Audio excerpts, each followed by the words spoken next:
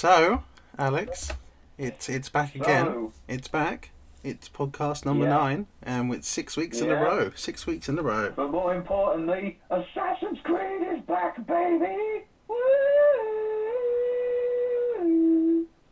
Well, that's what I call a cold open. Cue the intro.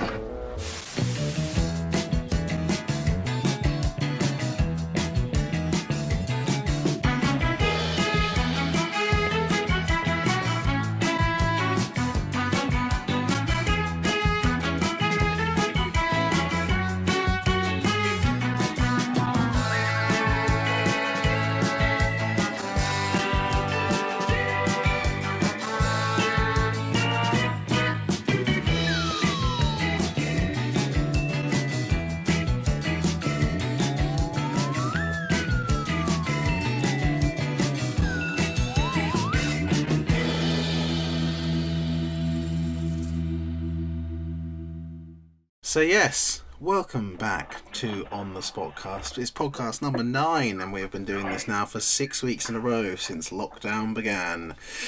It's ironic, really, that the most sort of iconic thing within our lifetimes has also been the most organising for us, and has actually provided us with some sort of basis to actually do things properly for a change, which is ironic, really.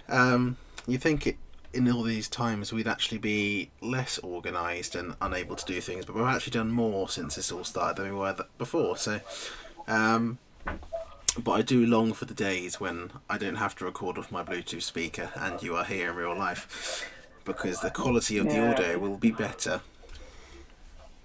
Yep. Oh. Would the quality of banter be as good, though?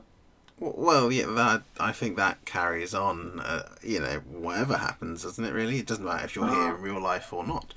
But anyway, yes, today we have a topic, as ever.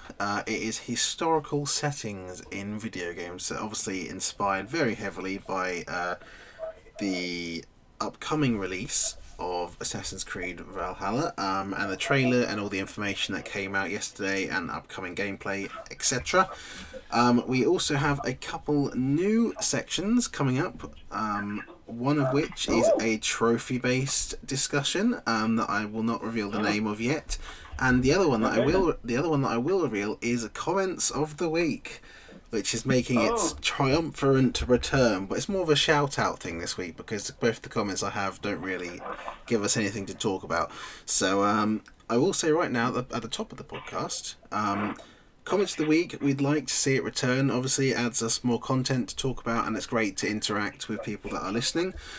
I have 2 comments this week, not including Alex's one, because I'm not going to read out Alex's comment on this podcast, because there's no point. Yeah, that I'm now comforting because I'm so upset. There's 2 of them, one of which I believe is subscribed to me, and we're going to be reading them out later on. Just a little shout out, but in the future, from now on, anyone that would like to ask us anything, say anything, just, harass us even, anything you want, just put it in the comment section. Chances are I will... insult our mums, go if you want it, anything you like, as long as it's not stupidly offensive, I will read it out on this podcast for content.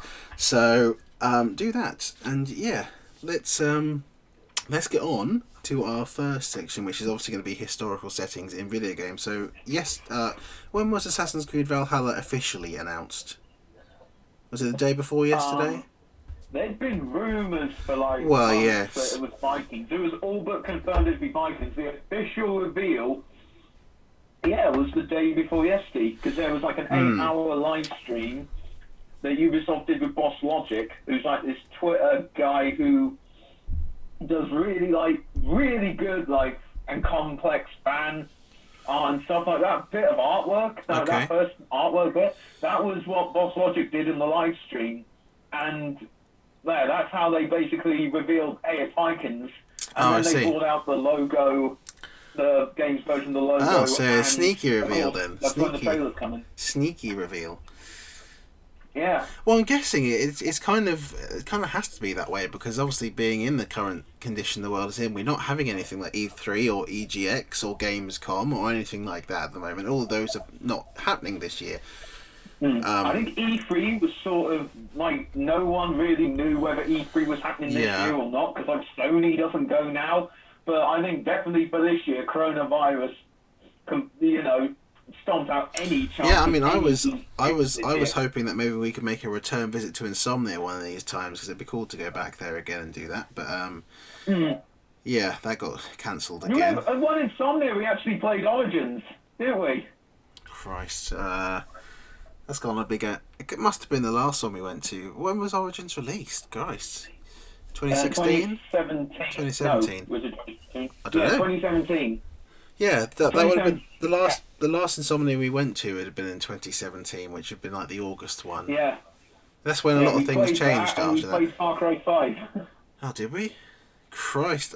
Yeah, because I remember I took really long because I tried to do like the thing stealthily. Oh yeah. All I remember is getting told off for recording FIFA and playing Modern Warfare 2 in the retro zone for like half the day.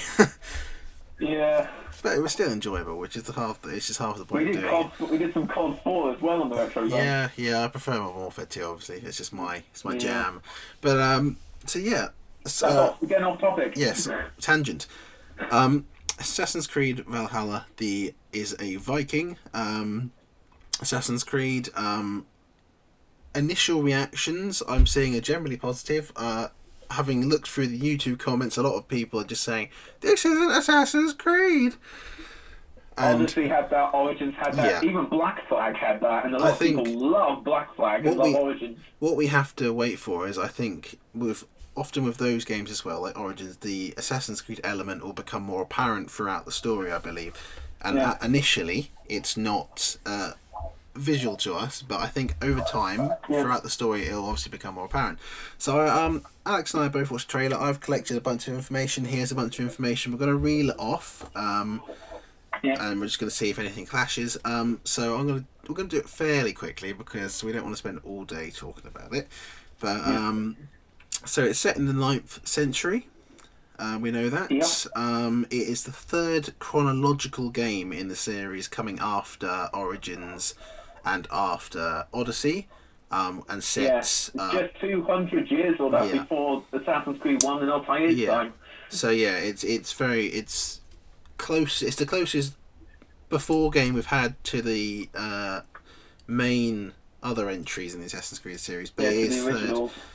It's set in the 9th century, third chronologically, mainly set in England, which I know, much to the annoyance of my Swedish girlfriend, that they made a Vikings game about the Nordic people that was not even set in the Nordic area. But then again, I think the game starts. It does. It starts with them leaving. Sort of because they're escaping from the big war that is going on constantly, and all the war and the fighting. So that's why they come to England. Well, apparently, anyway. Obviously, all the stuff we're saying is only what Ubisoft has released, and it is still speculation. So we can't say any of this is generally gonna happen or not. But yeah, so it's set in England mainly. But obviously, as we know from English history, there's been a huge amount of different foreign things going on throughout England and Scotland and Wales and everything. So Vikings was a big part of it as well. Can I drop a bit of Assassin's Creed lore very, very quickly? If you want. In less than 100 years after when Valhalla's set, the Brotherhood was very, very prominently involved in various conflicts in Scandinavia, because the King of Sweden was both associated with Proto-Templars and possessed a prong from the Trident of Eden. Okay. So they might be more like sort of Scandinavian stuff than it initially seems. I just really I don't think. So I just had to imagine playing the game, and then at some point you get this thing called the Prong of Eden, and I just think that'd be the most ridiculous thing to call it, because it just sounds stupid. It's a prong from the Trident of Eden. I understand it's from the Trident, but I'm just saying, imagine if you came across it in the game, and you'd have to call it the Prong of Eden, wouldn't you? Which sounds extremely suggestive. The pointy thing of Eden. That's not any better, really. So, carrying on, the game has what you might refer to as advanced RPG mechanics. Now, obviously, Odyssey and Origins both had RPG mechanics in terms of the way the game's played, and the way you level up and all that sort of RPG stuff. But it's gone a step further in Valhalla, where a lot more, obviously, of the fighting and all that stuff is still there, but now the dialogue choices have a much, much bigger impact in this game than they have in previous games. Oh, excuse me. I have bad wind. I shouldn't be drinking Fanta when recording a podcast. No, you shouldn't. But, so something that I've heard, and obviously we're once again still speculating, is that apparently in this game, the words you speak are just as important as who you choose to kill with a blade. And the dialogue choices go throughout the entire storyline, branching off through everything. And chances are, when I play it versus where you play it, we will have a totally different experience to one another because of all the little choices that are going to impact things. It's not just big story choices; it's lots of little things, and it's like a proper RPG where it is like a ripple effect across the pond of the whole game. Another thing about the dialogue choices is that, unlike in Odyssey, where you're sort of making Cassandra or Alexios' personality yourself through your choices, they actually went for I don't know if you've heard, but they actually went for the approach of Geralt, where they made this character and developed their personality, and then made sure all the options would actually fit the one's personality, which I really like, because in my way that's more sort of animus and lore friendly than Odyssey's approach.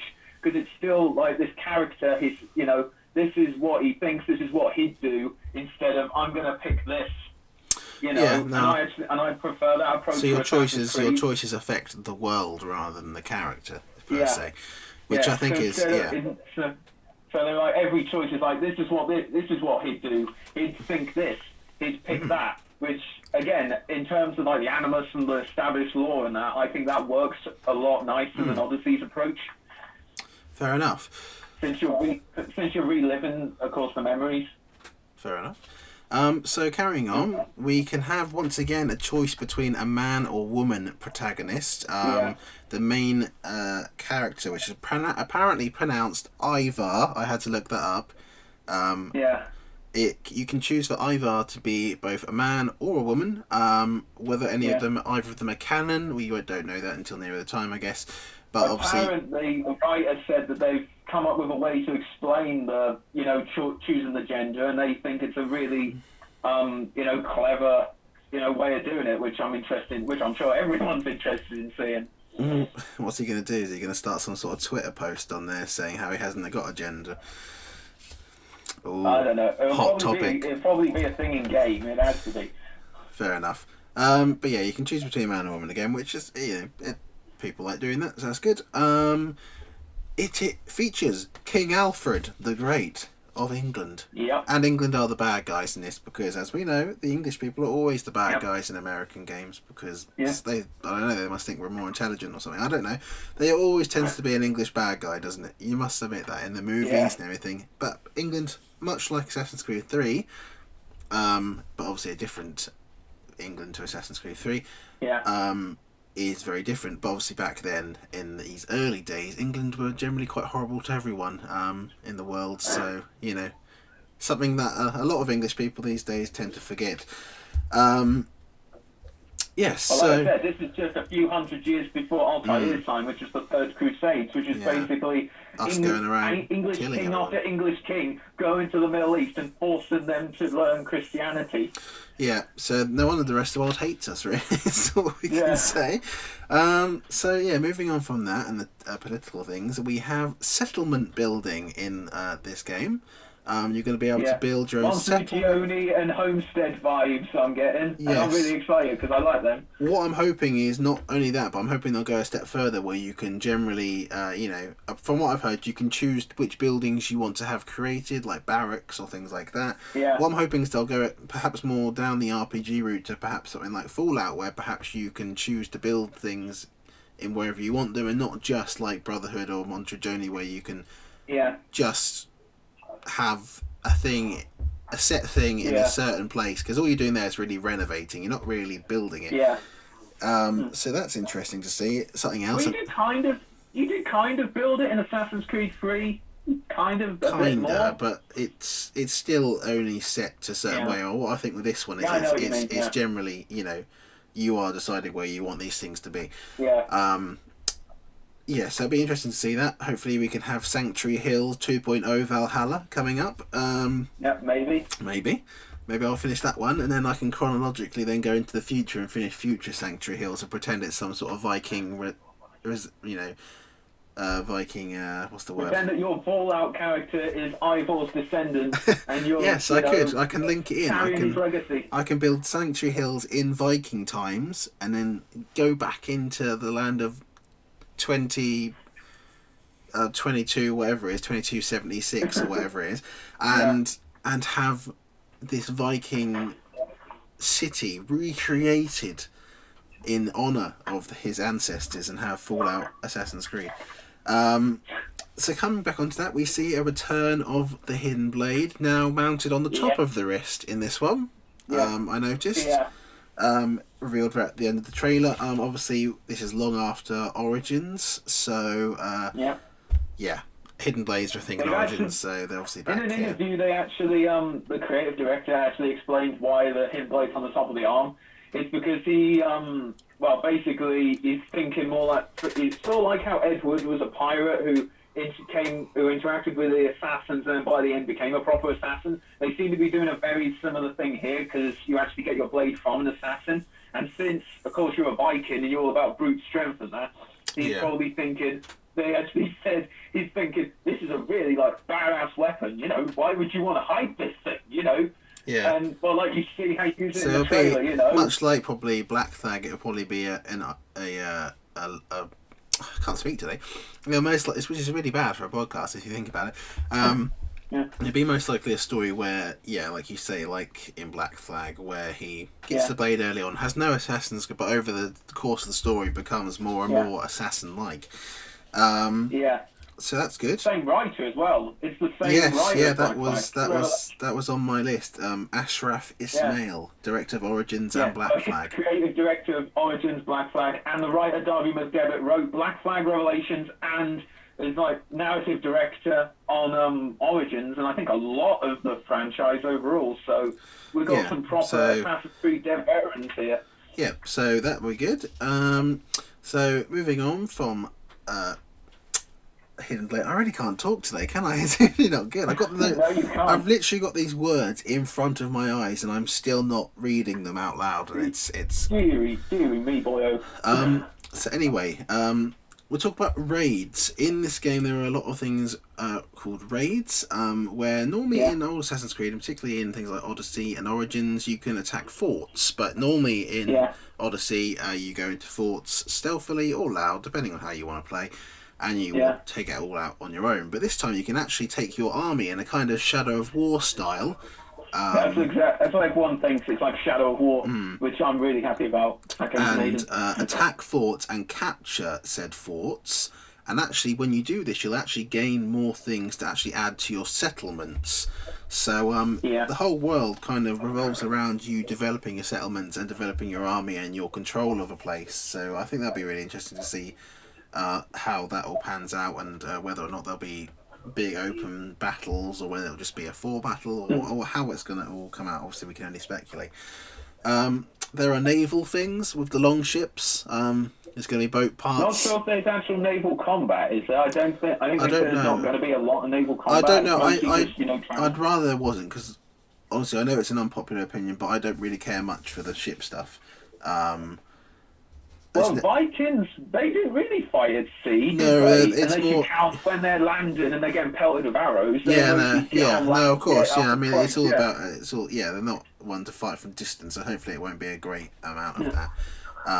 Hopefully, perhaps it'd be more like Odyssey, where if anything, it is in there, but it's very more about you travelling to places and exploring on foot. It's going to be much more grounded than Odyssey, though, especially when it comes to the mythological and First Civ stuff. It's going to be more like Origins. Yes, fair enough. Yeah, I mean, there is obviously things in there. As we did see in the trailer, that Odin, or at least Odin and his Raven, is in there. Now, I put that in there.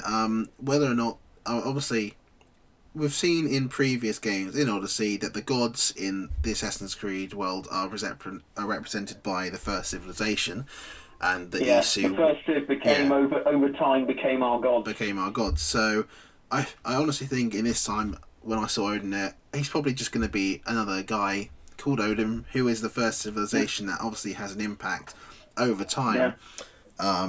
In Assassin's Creed, and at some point Kratos will arrive and try to kill him. I'm sure about that. That'll probably be in the DLC, or like Trial of the Gods in Origins. Because there is something else I'm interested in linking into that. In this game, you can get tattoos, apparently. So I'm wondering... your beard, your hair, your war paint, you can do a lot. Yeah, so I'm wondering if you can just... If there'll be a... Because obviously there's a lot of community-based stuff in there, a lot of community design stuff, which we'll get onto in a minute.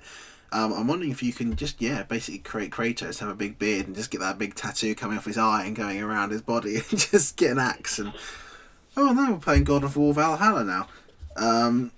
Could happen. Why not? You know, the way that they did our Final Fantasy stuff in Origins. There is no character. You can get a chocobo and a sword. So why not? There is no character creator in the game, as far as we're aware, but obviously there is still customization. So obviously, going now on to what I was saying.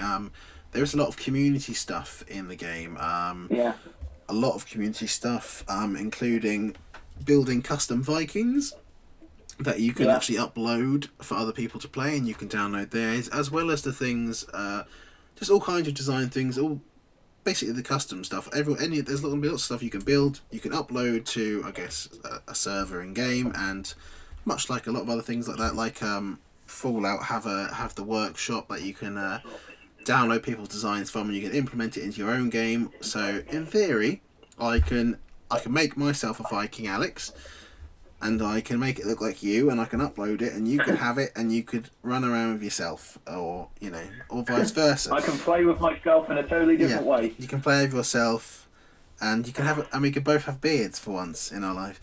Well, good-looking beards anyway. Yeah, true.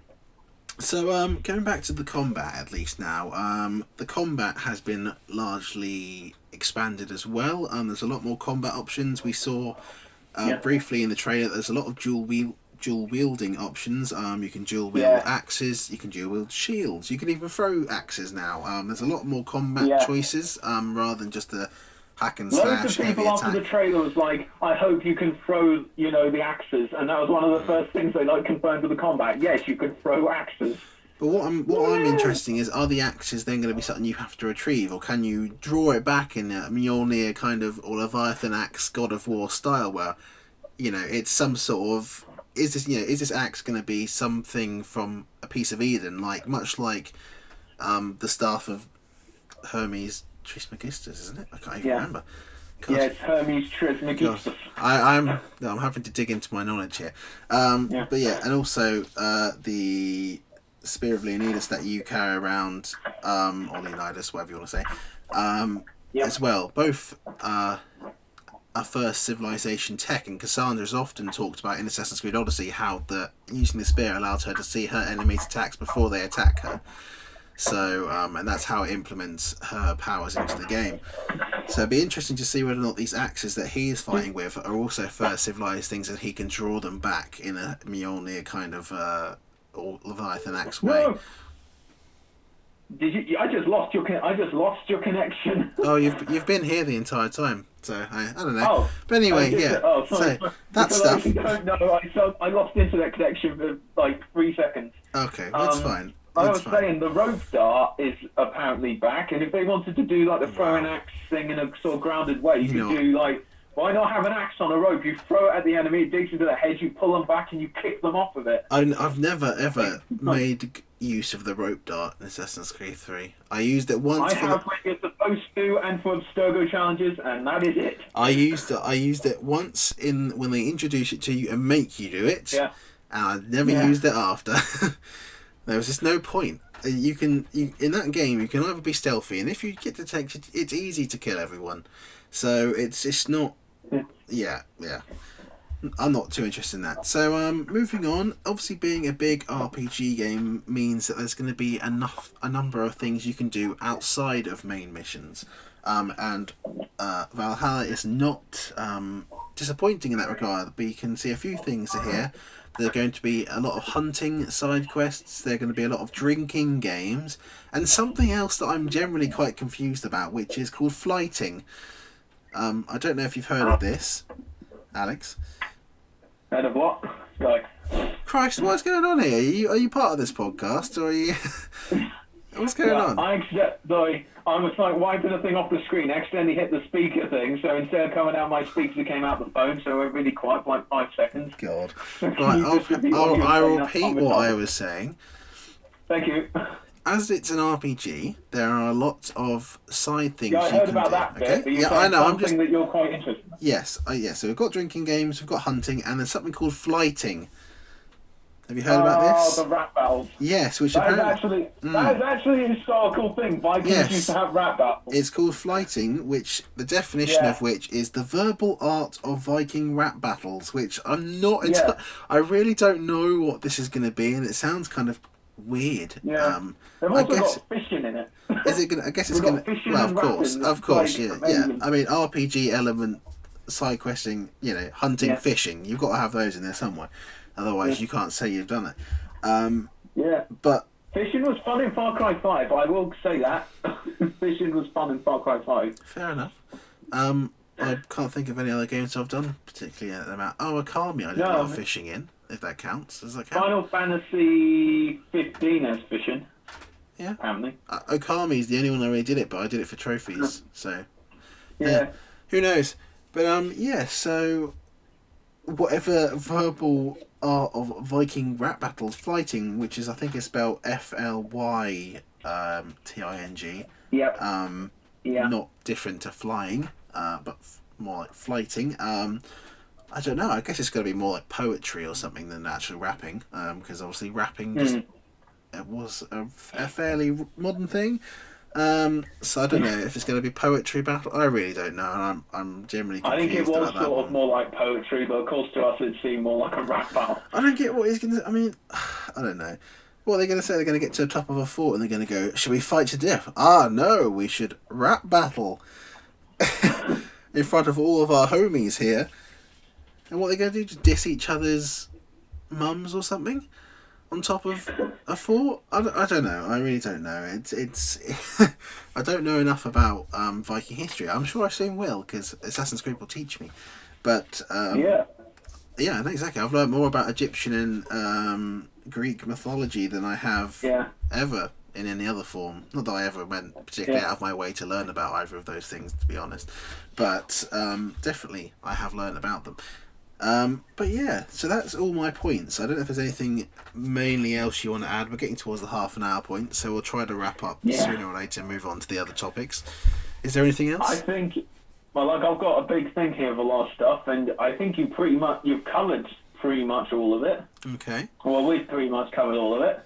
Yeah, all I picked out was the main things that seemed interesting, and not just going to talk about it's released in Holiday 2020 and it's on the PS4 and it's on the Xbox and it's on there. That's all obvious stuff, and that's not interesting at the moment. It will be released when it's released, if ever. Who knows? It might not be released this year. It might be released next year. Who knows? If next gen gets delayed, they could still release the Xbox One and PS4 versions and then remaster it. Oh, it's the PS5 remaster. We haven't really done anything to it. We've just included the DLC this time, so you haven't got to pay extra for it. Basically, is all they do sometimes. So that is it, I guess, for our little... I mean, I guess I said it was historical settings, but I mean, it has just turned into Assassin's Creed Valhalla chat. A quick opinion on... I know at least 2 listeners that will be very happy about that. I mean, just a brief word on historical settings as we get up to the half an hour mark at least then. Obviously, there are a lot of games that go into historical settings. I like historical settings. I often find historical settings show you how terrible life was back then. It makes you feel better about your own at the moment. Unless you go back to something that was equally more horrible or actually not as bad.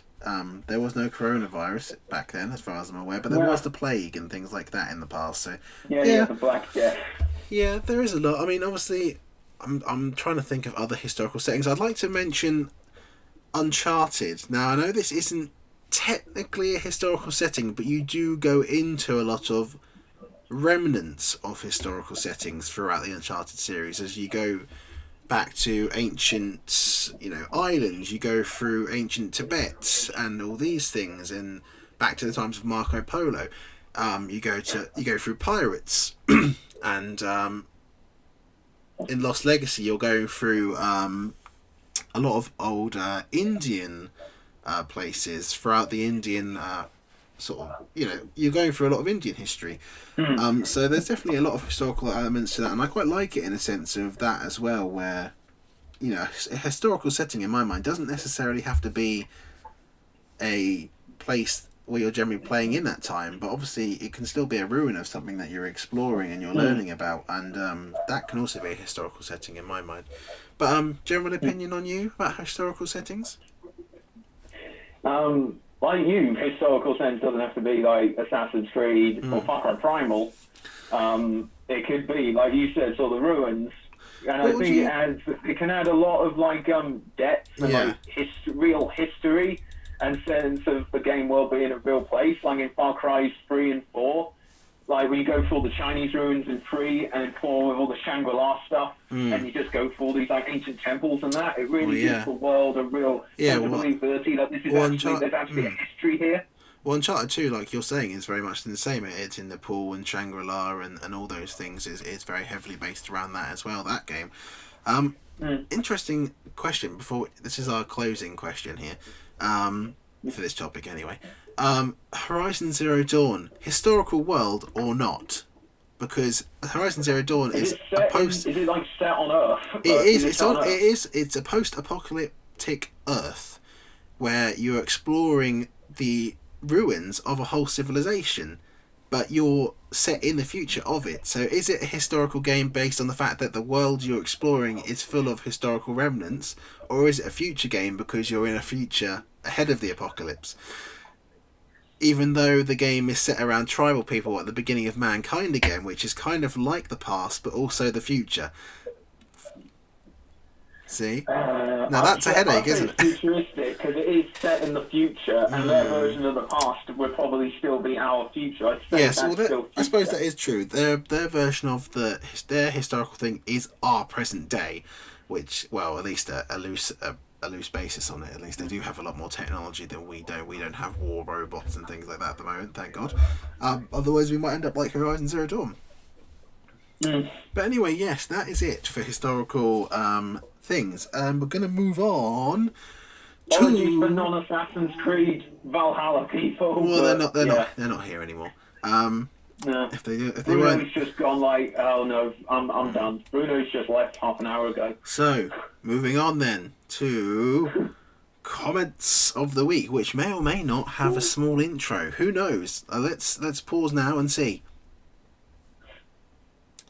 Well, that was good, or it wasn't good, because it wasn't one. Who knows? It really depends on whether or not I was bothered. Or terrible. And it might be, or I just didn't bother to make one. Who knows? It's ambiguous. So comments of the week. We'd like to bring the section back. Today we have, it's a very quick one. It's just a couple of shout outs, more than anything else. We're going to read them out as just to say thanks for commenting, and also just as an incentive for everyone else to comment as well. So we have two here. First one is from a guy who I can see from a little logo beside his name that YouTube now gives to me. Is subscribed as of 6 days ago, apparently, as of this recording. His name is MiniCuba2, and he says, "Hello, I'm new to that." Now, to that to which he is referring, I do not know. I guess he means the podcast, this channel, I'm not sure. But I thanked him anyway, and welcome if you are new to the channel. I guess you are, as you only subscribed 6 days ago. But then again, he left this comment 1 day ago, so maybe he was new to something else. Who knows? The other comment comes from a guy called Cool, or Cal. I don't know how you want to pronounce his name. It says Cool. He says, love... He's C-A-L-L, big. You never know how things are pronounced, do you? Really? Yeah, it could be easier. He says, loved it, as I'm referring to the podcast, which is thank you. Glad you loved it. last time, I remember we talked a lot in the beginning about wanking for some reason and bleaching the carpet with it. But yeah. Also, worth mentioning, we had no responses to the comments competition last week, which was go through the podcast and count a certain amount of times I did something or you did. What was it even? I don't even know. I can't even remember. The thing was count how many times my beard. Oh yes, in the intro. Yes. Well, that is still there. If you're listening now and you can go into the intro and count how many times Alex's beard appears and disappears, then you will get an honorary mention at the beginning of the next week's podcast or the next podcast. I think what we'll say is you can. I want you to count not just when it appears and disappears, but I want you to count the individual times. So when you see it, that's one. When you see it again, that's another. When it disappears, that's another. When it disappears again. So every time you see Alex, either, yeah, like that basically. You'll understand what I mean. If anyone goes through there and counts, I'm not going to double check to see if you're right or not. I'm just going to presume that you are and give you an honorary mention for even bothering to comment about it. So yeah, do that. So comments of the week. Yeah, that's comments of the week. Alex did leave a comment as well that we're not going to read because there's no point, because he's on the podcast and he can comment about anything he likes within reason, but Ben does have ultimate control through the edit. So yes, so we're going to move on to our most likely our final section of this week, which may or may not once again have an intro. And it's called, and I've given it a name. This is good. We've given it a name. This is a new name. This is not like Comments of the Week, which is kind of generic. This is this is like a catchy name, which in its sense could actually be a podcast all about trophies in a sense, or achievements. It's called The Plat Chat. Which is... Plat Chat. I know, I like it. You like it as well. You found it slightly cringy, but you also liked it, I could tell.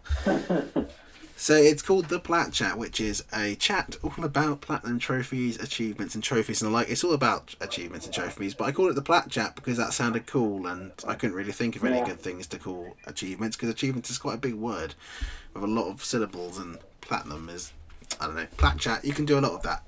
Oh, that even rhymed as well, didn't it? That could be our slogan, Plat Chat, you can do a lot with that. That could be good. I can see the t-shirts already, I can see the mugs. I mean, we are mugs, but I can see the merch. I can see the money rolling in from the Plat Chat merch. Can't you? You can imagine, see the t-shirt. Oh, yeah. Yes, brilliant. So, Plat Chats may or may not have an intro beginning now. I'm just reading through more Valhalla stuff, sorry. Very professional. The Plat Chat may or may not have the intro now. Well, that was a good intro, wasn't it, Alex? That was either amazing or terrible. It was, again.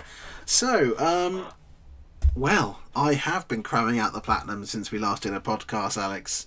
Don't know about you and your trophiness over the last week, but I have been. I can't remember if I said this or not before. You might be able to remember. Did I talk about the Snooker 19 trophies last week and the platinum? Yep. Okay, well, I earned that anyway. I can't remember exactly if I did, but... Yeah, you said that. It was like a really ridiculous time in the morning when you should have been in bed. Well, that's when I do all of my mainly trophy hunting. That's because I started playing games about... not today, at least, because we're recording, but about 10 in the morning, and I continued to about 3 a.m. So, just a stint. That's how you got to be if you want to get these trophies and do it well. You've got to be dedicated, man. So, yes, since then... I've got myself 2 more platinums, and I'm working on another one at the moment, which I'm nearing the end of.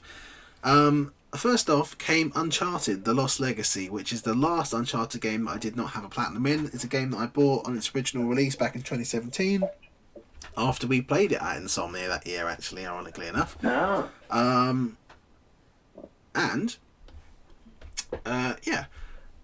platinumed it. I had...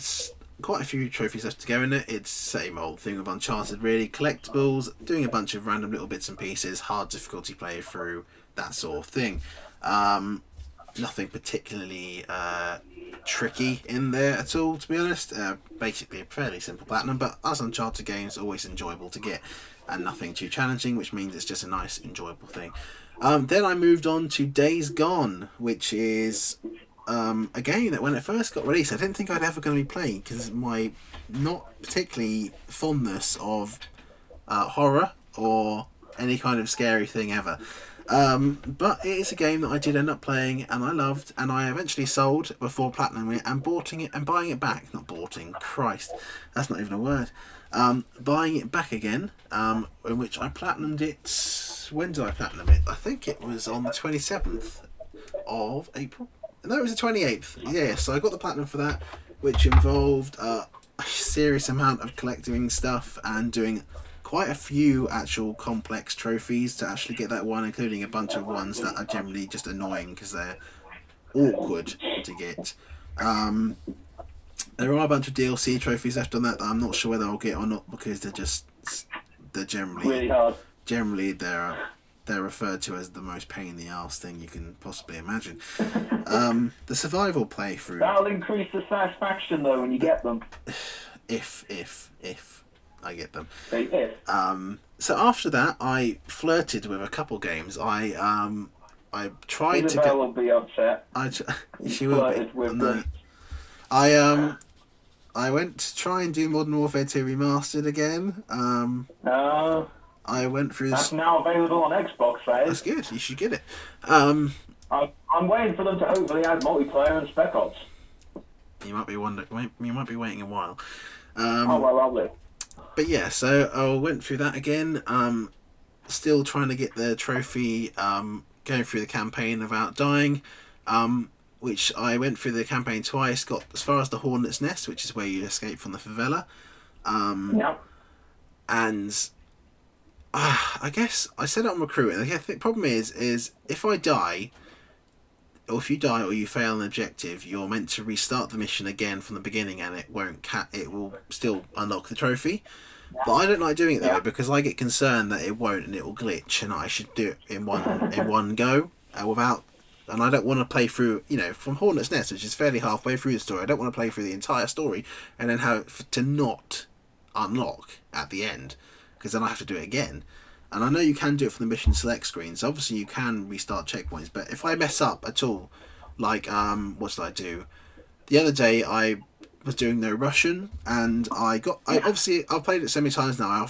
I pretty much do it without really thinking about it now. I can do it whilst watching YouTube, and I'm just going through it. And once you're in recruit, you basically just can't get killed unless something runs up to you and hits you.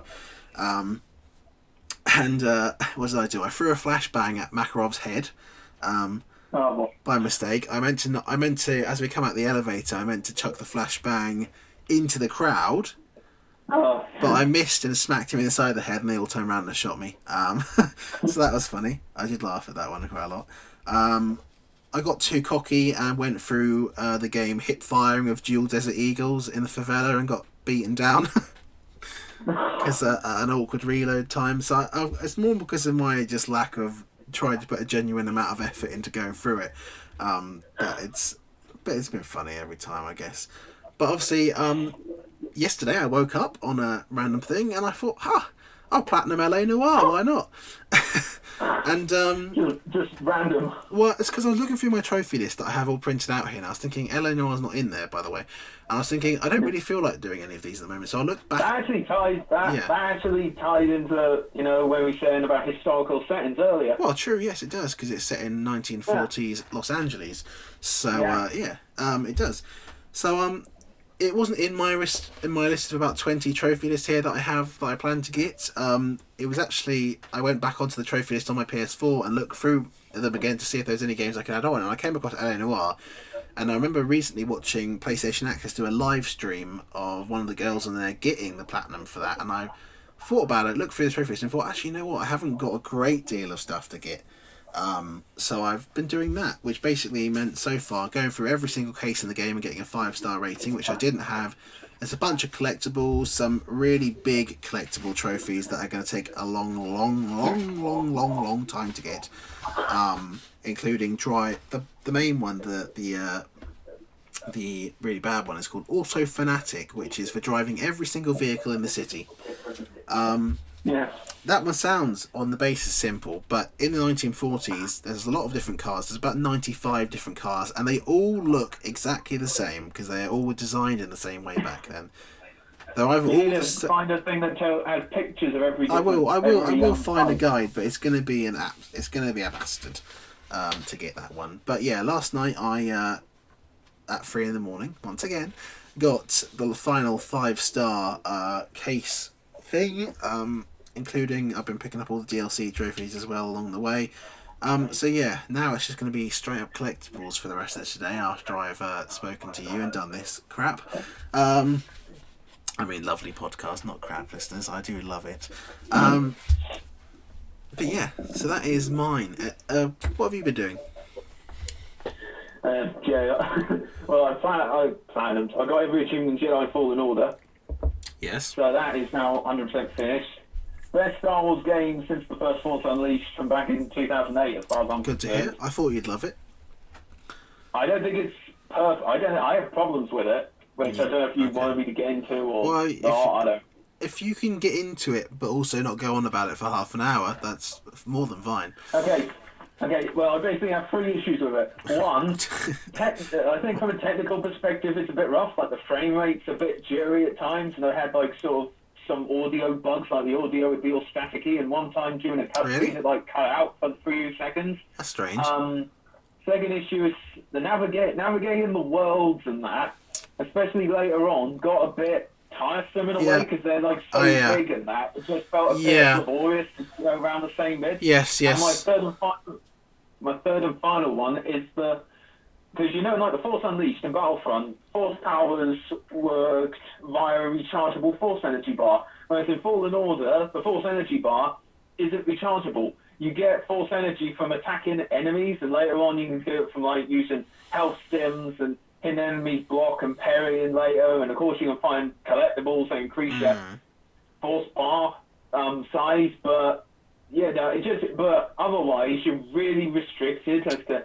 what and how many and what Force powers you can use in a fight, which personally I think takes away quite a bit from the power fantasy of being a Jedi. But other than those things, honestly, I've got no complaints. Honestly, I'd say I prefer the Force powers in Fallen Order as opposed, because I always thought the Force Unleashed, while fun, was too over the top with Force powers. Far more over the top than any of the movies were, which I think is more grounded and more. You like the fact that you have to be more strategic with how you use your Force powers. Well, it's an RPG. It's the point. Yeah, that is the point of the combat. I get that, but like I said, it's just so different from all the other Star Wars. And games I don't. Well, that is kind of the point. You don't want a copy of the other games, do you? You want something original. True. But apart from that, really good Star Wars game. I don't remember a great deal of using the Force a lot, only to maybe. I preferred getting in there more with the lightsaber than I did actually using the Force. I used saber throw quite a bit and some of the more advanced lightsaber things that require Force energy, but I never especially for bosses, you just can't get anywhere using the Force. Well, no, but that's often the way it is in the movies. You don't often see them use a great deal of Force in things, only at very specific points. A lot of it is still lightsaber based. At the most, what I would do perhaps is maybe freeze time a little bit, or slow time even. I guess I would like to pick up stormtroopers and just fling them off the edges of things for just a laugh, every now and again. Or if it's a last stormtrooper in like in an encounter of them, I'd perhaps pick him up and stab him or. That is so much fun. You just see a group of stormtroopers, you just force pull them towards you and then impale them with your lightsaber over and over. That's so good. That feels so good. Yeah. What I particularly like, something that I always liked a lot about it, is how you're able to deflect fire a lot easier in this compared to the Force Unleashed game, where deflecting things and was more of a pain in the arse. Force Unleashed is like parrying and blaster fire blocking, and likewise with Battlefront.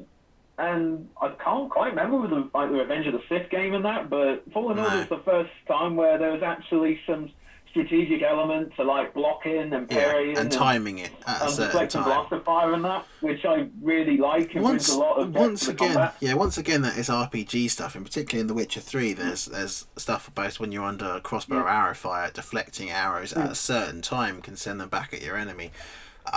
It's all stuff like that. Once again, it's all RPG based stuff.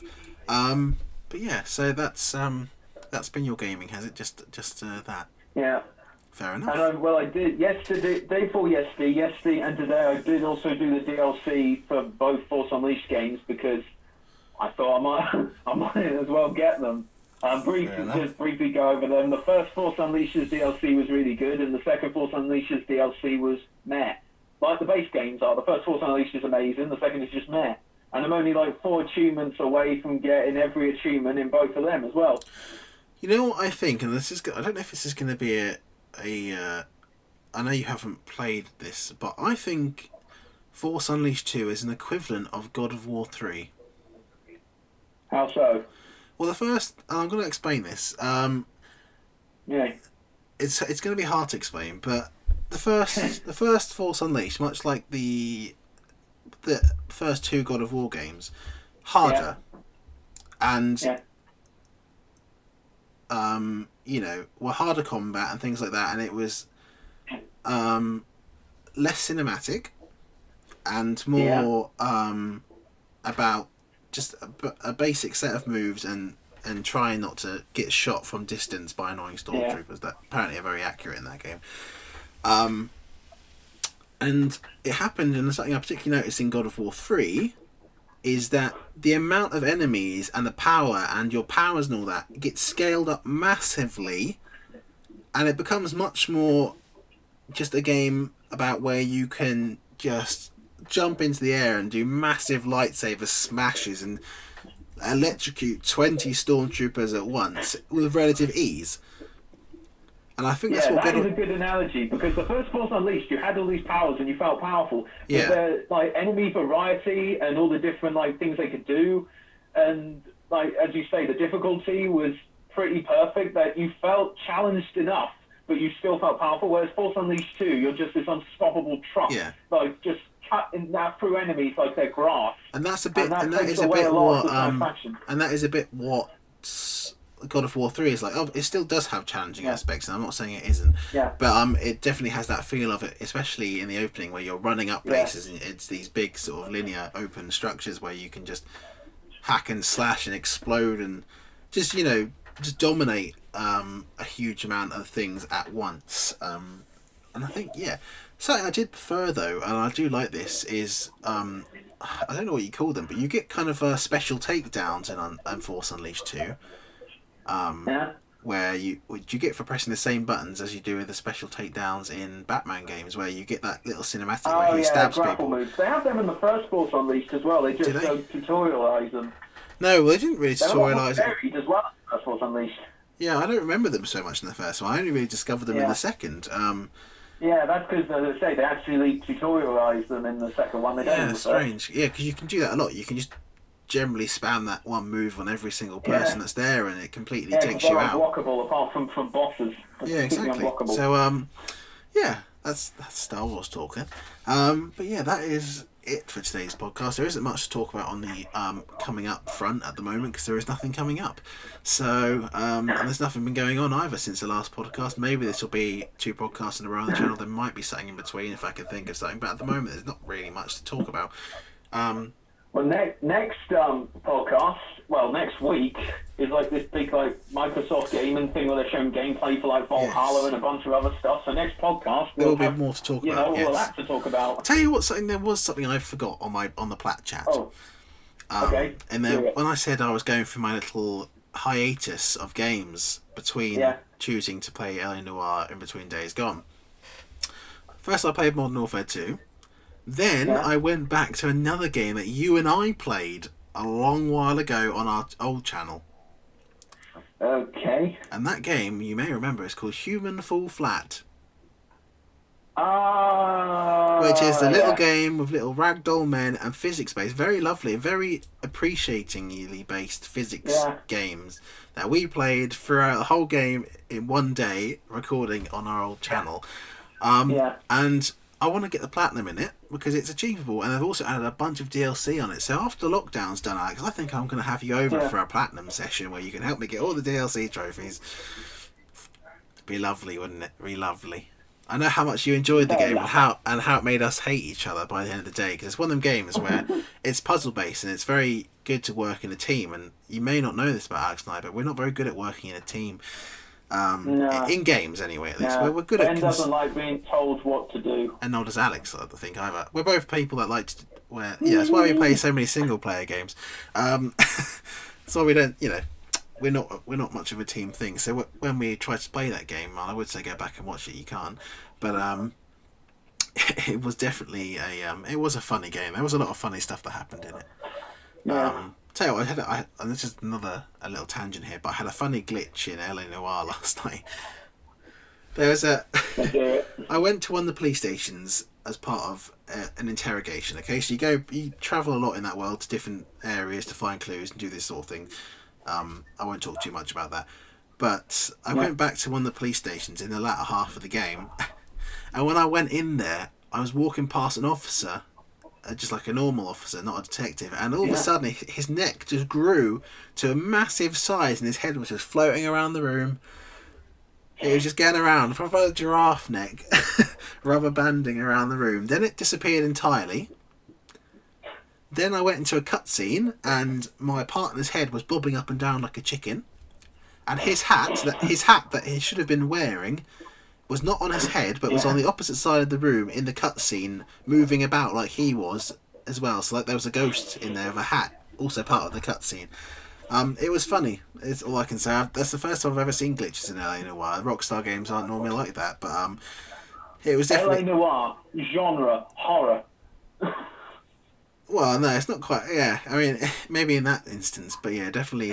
Yeah, definitely. That was the joke. It was definitely. Yeah, it was definitely funny. It made me laugh, thinking, what the fuck is going on? I was thinking to myself, I hope the trophy doesn't glitch now that I'm trying to get. But it didn't, so that was good. But yeah, that is it for this podcast this week, I guess, unless you have anything else to add. No. No? Okay, fair enough. That was a lot of thinking, but no! No, we'll have plenty to talk about next time with more Assassin's Creed Valhalla chat and stuff. Yeah. But yeah, that has been it for this week's podcast. Hopefully you guys have found it entertaining. Do leave a comment if you want to be featured in Comments of the Week. If we have some, we will have one. Even if you just want to put anything. Too much Assassin's Creed talk. Anything. Anything. Just want to put that. Anything. Absolutely anything. As long as it's not deeply offensive or racist or something like that, I will read out anything. It doesn't even matter if it's offensive to us. I will read it out, okay? So that's what we need. So thank you for listening. And yeah, it's goodbye from me. And it's goodbye from me. Oh, you pulled out the reveal there. You've done it twice in a row now. You've not bowed to the you've not conformed to society's interpretation of that. Fuck society. What was that from? Was that the two Ronnies, wasn't it? Goodbye from me and goodbye from him. Yeah. That was the two Ronnies. Yeah, so we are not bowing to society's conforms of the two Ronnies. We are our own. We are a non-conformists. Pretty much. Pretty much, yeah. Oh, God. Anyway, thank you for listening and goodbye. Goodbye. I have expected you. Greetings. Do you know why I live here? Yes. I have been pondering on exactly that question. All in good time. First, a question for you. Imagine but a whisper pushing aside all in its path. What will you burn? What will you spare? Yes. Few could resist such a challenge.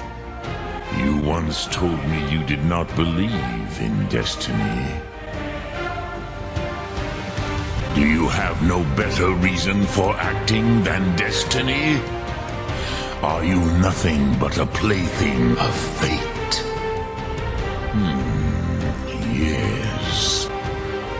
Do not be afraid. Fulfill your destiny. Few could resist such a challenge. Why do you delay? What else would you seek? Go then. Fare thee well. Do not be afraid. Remember well. power. You have it, but power is inert without action and choice.